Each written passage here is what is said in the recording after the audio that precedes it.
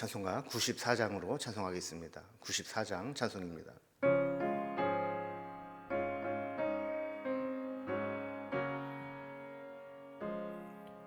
주 예수보다 더 귀한 것은 없네. 이 세상 부귀와 바꿀 수 없네. 영죽을 내 대신 돌아가신 그 놀라운 사랑 잊지 못해. 세상 즐거움 다 버리고 세상 자랑 다 버렸네. 주 예수보다 더 귀한 것은 없네. 예수밖에는 없네. 주 예수보다 더 귀한 것은 없네. 이 세상 명예와 바꿀 수 없네. 이전에 즐기던 세상 일도 주 사랑하는 마음 뺏지 못해. 세상 즐거움 다 버리고 세상 자랑 다 버렸네. 주 예수보다 더 귀한 것은 없네. 예수밖에는 없네. 주 예수보다 더 귀한 것은 없네. 이 세상 행복과 바꿀 수 없네. 유혹과 핍박이 몰려와도 주 섬기는 내 맘 변치 않아. 세상 즐거움 다 버리고 세상 자랑 다 버렸네. 주 예수보다 더 귀한 것은 없네. 예수밖에는 없네.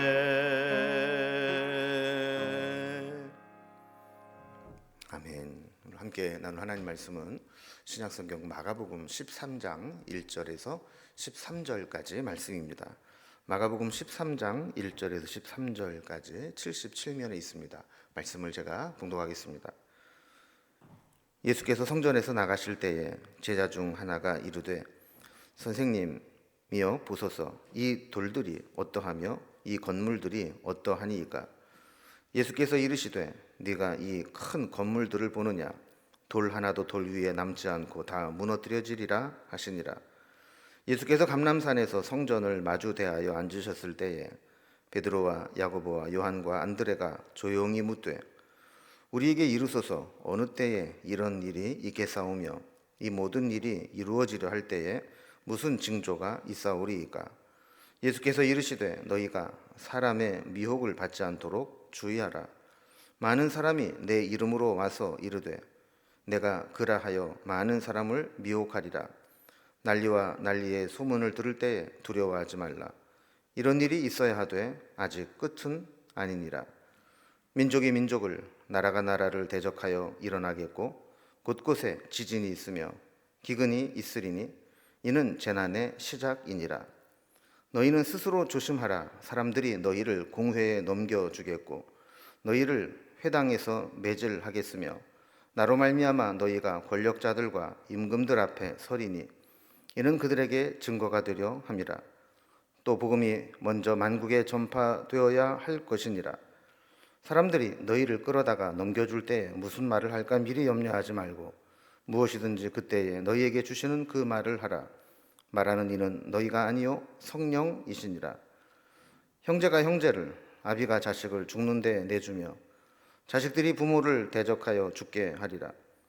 또 너희가 내 이름으로 말미암아 모든 사람에게 미움을 받을 것이나 끝까지 견디는 자는 구원을 받으리라. 아멘.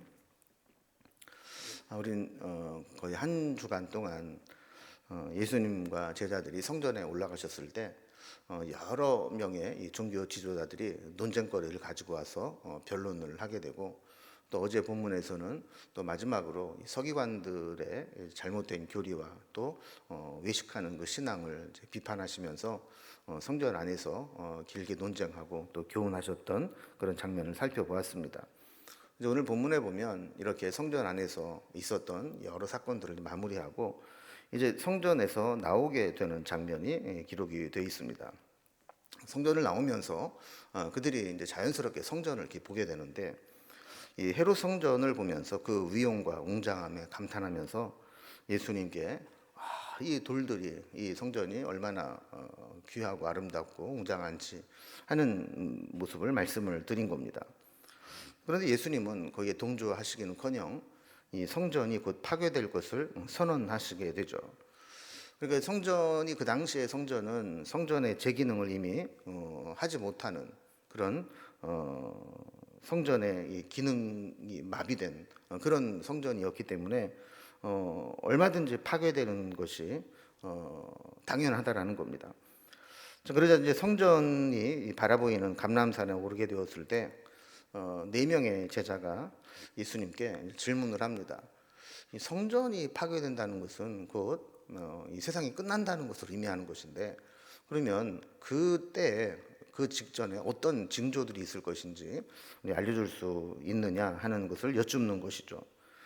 예수님은 행여라도 이 제자들이 이 성전 파괴가 되는 것을 세상의 종말로 오해할까봐 주의를 당부하면서 이 성전이 파괴된다고 해서 세상의 종말이 오는 것은 아니다라는 사실을 말씀해 줍니다. 그러면서도 징조를 보게 되면 늘 깨어 있어야 되고, 또 성전 파괴로 인해서 생겨나게 되는 제자 공동체에 닥치는 환난에 대해서 믿음으로 기도로 준비해야 될 것을 말씀하고 있습니다. 오늘 이제 본문의 내용을 단락별로 구분을 해보면 1절과 2절에서는 성전에 대해서 감탄하는 제자와 그 성전이 파괴될 것을 예언하시는 예수님의 말씀이 나오게 됩니다. 3절에서 8절까지는 이 성전 붕괴 전에 있어야 될 징조에 대해서 제자들이 가지고 있는 오해들을 설명을 하면서 성전 붕괴가 어떤 의미를 가지고 있는지를 말씀합니다. 9절에서 13절까지는 성전 파괴의 때에 제자들이 당할 박해에 대해서 또 말씀을 하시는 것들을 보게 됩니다. 성전 파괴가 가져오게 될 그런 많은 일들에 대해서 제자들에게 말씀으로 미리 교훈하시고 준비하게 하시는 거죠. 이제 단락별을 살펴봅니다. 먼저 첫 번째 단락입니다. 성전 파괴를 예언하는 장면이 1절, 2절에 나오게 됩니다.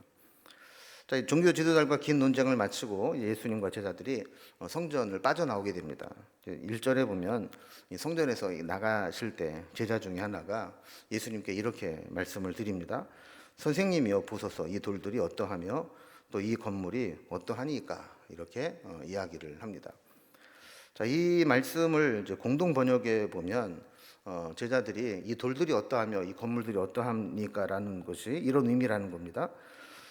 저 돌이며 건물이며 얼마나 웅장하고 볼만합니까? 이렇게 번역을 했다라는 거예요. 그러니까 헤롯이 유대인들의 환심을 사기 위해서 엄청난 재정과 또 시간을 투입해서 이 성전을 지었으니 사람들이 그것을 보면서 참 감탄할 만했다라는 겁니다.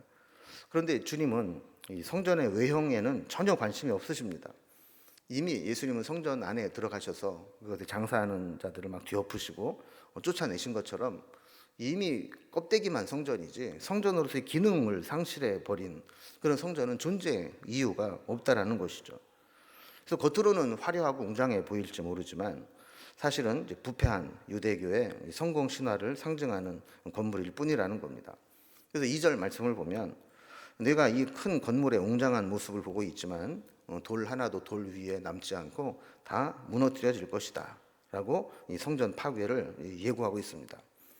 이미 하나님을 예배하고 헌신을 고백하는 본질을 잃어버리고 그저 거기서 자리를 탐하기나 하고 또 외식하는 자들로 가득하고 또 헌신을 고백하는 본질을 잃어버리고 입으로 떠드는 것과는 달리 실제로는 위선적인 행동을 하는 종교인들로 가득한 그것은 하나님께서 성전으로서 인정하지 않기 때문에 무너지는 것이 오히려 참된 신앙을 찾게 되는 계기가 될 것이다 라는 겁니다. 그래서 그런 모습으로는 성전을 아무리 수리하고 리모델링하고 재건한다 할지라도 아무런 의미가 없기 때문에 결국 하나님은 그 성전을 완전히 폐허가 되도록 무너뜨리실 것이라고 경고하는 것이죠. 우리는 이 껍데기에 속으면 안 됩니다. 겉으로 드러난 화려함과 웅장함 때문에 그 본질이 썩어가고 있고 본질이 변질되고 있는 것을 그냥 무조건 수용해서는 안 된다라는 겁니다. 우리가 섬기는 교회도 늘 긴장하며 점검해 보아야 될 이유가 여기 있는 겁니다. 교회는 정말 하나님이 주인 되시고 주님이 남기신 지상 명령을 수행하는 교회인지 아니면 사람이 주인 노릇을 하면서 주도권 쟁탈을 하고 교회에서 이루어지는 일들이 세상적이고 인간적인 방법들이 난무한 그리고 세상과 다를 바 없는 세속적인 조직으로 되어가고 있는지 교회도 늘 점검하며 이것이 정말 주님께서 촛대를 옮기지 아니하고 주님의 장중에 붙잡혀 있는 교회인지 아니면 버림받아 마땅한 교회인지를 늘 점검해 보아야 한다는 겁니다. 두 번째 단락을 보면 이제 성전 붕괴에 대해서 제자들이 가지고 있는 오해를 풀어주기 위해서 설명하는 것을 보게 됩니다. 예수님 일행은 성전에서 나와서 감람산으로 올라갔습니다. 베다니로 가려면 감람산을 올라가서 언덕을 이제 지나가야 되는데 아마 그 중턱쯤 이렇게 오게 되었을 때 예루살렘 성전이 내다 보이는 그런 곳이 있습니다. 그곳에 왔을 때 3절에 보면 감람산에서 성전을 마주대하여 앉으셨을 때에 이렇게 말씀을 합니다. 여기 성전이 보이는 맞은편에서 베드로와 야고보와 요한과 안드레가 예수님을 찾아와서 조용히 묻습니다. 4절에 보면 아까 성전에 돌 하나도 돌 위에 남지 않고 다 무너진다고 했는데 어느 때에 이런 일이 일어나겠습니까? 혹시 이 모든 일이 이루어지려고 할 때 우리가 그 전에 알 수 있는 무슨 징조가 있습니까? 이렇게 물어보면서 혹시 그런 것이 있으면 알려달라고 요청을 한 거죠. 제자들 입장에서는 예수님 말씀을 믿을 수도 없고 안 믿을 수도 없는 그런 상황입니다. 이제 막 완공되어져 가는 이 헤롯 성전을 보면서 감탄하고 있었는데 이 성전이 곧 무너진다고 하니까 납득하기가 참 어려운 것이죠. 더군다나 스승인 예수가 영광을 받으시고 이스라엘을 회복하실 것을 기대하고 있는데 만약에 성전이 무너져 내리게 된다면 결국 예수님의 어떤 그런 영광을 얻으시는 그 일들도 실패로 끝나는 것이 아니냐 이런 생각을 할 수밖에 없는 것이죠. 그래서 이 성전이 파괴된다는 예수님 말씀을 부정할 수 없다면 그 전에 나타나는 징조라도 알려달라고 부탁을 하는 겁니다. 여기에 대해서 예수님은 5절에서 사람들에게 미혹을 받지 않도록 조심하라 이렇게 말씀하는 것을 보게 됩니다. 예수님이 부활하고 또 승천하시고 나면 이 잘못된 종말론이 판을 치게 될 거라는 거죠. 그래서 종말론에 빠지게 되면 미혹되기가 쉽습니다. 특히 적그리스도가 나타나서 사람들을 미혹하고 속이게 됩니다. 우리는 이 주변의 소문에 예민하기 쉽습니다. 들리는 소문에 현혹되기가 쉬운 거죠. 근데 이런 소리를 자꾸 듣다 보면 처음에는 아닌 것 같아도 가까이 지내는 사람들이 막 흔들리고 그 소문에 막 현혹되게 되면 혹시 그런가 하고 같이 흔들리게 되기 쉬운 거죠. 그래서 사람들에게 미혹을 받지 않도록 조심하라고 강조하는 겁니다. 그래서 6절에 보면 그때 어떤 일들이 일어나는가? 많은 사람들이 예수님의 이름을 내세우면서 자신이 그리스도라고 떠들어대면서 사람을 미혹할 것이라는 거죠. 뿐만 아니라 7절에 보면 난리의 소문이 듣고 전쟁의 소문도 듣게 될 것이다. 그러나 두려워하지 말아라. 이런 일이 있을 것이지만 끝은 아니다라는 겁니다. 그러니까 앞으로 예수님이 승천하시고 난 이후에 로마는 티투스라는 장군을 이끌고 군대를 데리고 와서 유대를 완전히 함락시키고 속국으로 삼는 일들을 자행하게 됩니다. 이때 엄청난 피해를 입게 될 것입니다. 이런 일이 일어날 것이지만 그렇다고 그것이 세상의 종말은 아니라는 것이죠. 또 8절에서도 민족이 다른 민족을 치고 나라를 대적하고 곳곳에 지진이 일어나고 기근이 생겨나게 될 것이지만 이런 일이 일어난다고 해서 당장 종말이 오는 것은 아니고 이제는 종말을 향해 달려가는 재난의 시작일 뿐이다라는 겁니다. 그러니까 이제 예수님은 마지막 때의 종말을 예고하신 것이 아니고 이제 예수님이 승천하시고 난 이후에 남아있는 제자들에게 이렇게 예루살렘이 다시 함락되고 또 성전이 파괴되고 재난과 전쟁과 기근이 생길 것을 예고하신 것이죠. 뿐만 아니라 세 번째 단락을 보면 이렇게 성전이 파괴될 때 제자들도 박해를 받게 될 것이다라고 예언을 합니다. 지금 제자들이 준비해야 될 것은 마지막에 역사의 종말적인 그런 종말이 아니라 예수님이 승천하시고 나면 어떻게 그들의 교회를 세우고 신앙을 지키고 이런 환난과 박해가 찾아올 때 그 고난을 이겨낼 것인가, 이것을 생각해야 된다라는 겁니다. 9절에 보면 너희는 스스로 조심하라, 정신 바짝 차리라는 겁니다.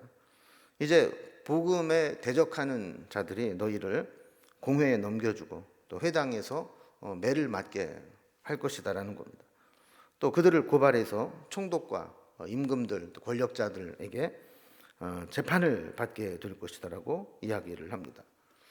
사실 이제 보통 사람이 뭐 검찰에 소환이 당하거나 조사를 받거나 재판을 받게 되면 얼마나 두려운 일입니까? 자, 이런 일들을 당하게 될 때 제자들은 요동하거나 흔들리지 말라는 거죠.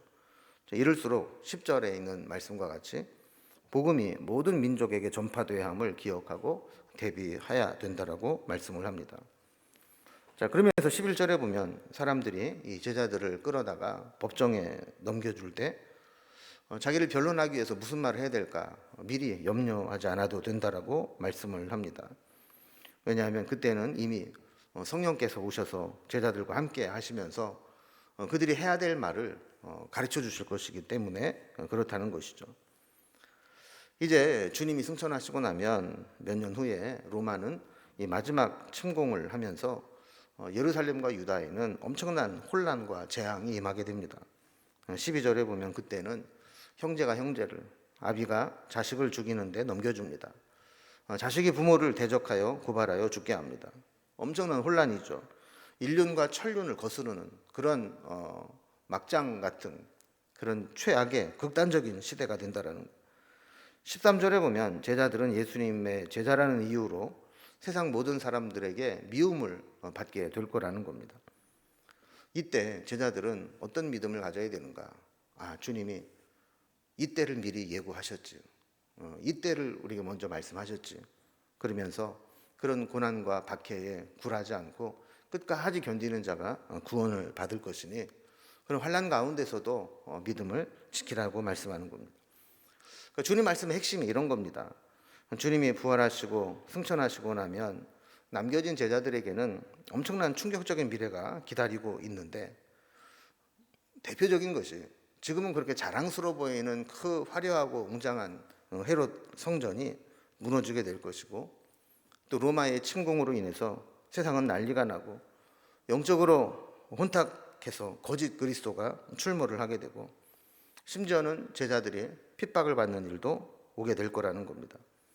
그러나 이렇게 미리 말씀하시는 것은 이미 주님이 승천하시고 나면 성령님이 오셔서 제자들 마음속에 있어서 제자들을 도우시고 무슨 말을 할지 가르쳐 주시고 성령의 은혜로 인도하실 것을 기억하고 있으라는 겁니다. 그래서 깨어 기도하고 준비하고 있으면 그 때를 만난다 할지라도 능히 이겨낼 수 있다라는 거죠. 자, 우리도 예수를 믿으면서 늘 좋은 일, 기쁜 일, 행복한 일만 있으면 좋겠다라고 생각을 하지만 때로는 믿음과는 별개로 피할 수 없는 고난과 역경을 만날 때가 있습니다. 그때도 우리가 끝까지 믿음을 지키고 견딤으로 인해서 주님으로부터 구원을 얻고 승리를 얻을 수 있는 그런 신앙이 될 수 있기를 주님의 이름으로 기원합니다. 기도하겠습니다. 하나님 아버지, 제자들은 겉으로 보이는 화려함만 보고 성전의 아름다움과 웅장함에 도취되어 있었지만 주님은 그 성전의 본질을 보시면서 이미 성전의 기능으로서의 모든 것들을 상실하고 변질되어 있는 그 성전이 무너질 것을 예고하신 것을 보게 됩니다. 우리도 이 세상을 바라보면서 눈에 보이는 육신의 정욕과 안목의 정욕과 이생의 자랑에 매여서 본질을 보지 못한 어리석음을 범치 않게 하시고 그것의 본질을 분별할 수 있는 영적 분별력을 허락하여 주시옵소서. 그리고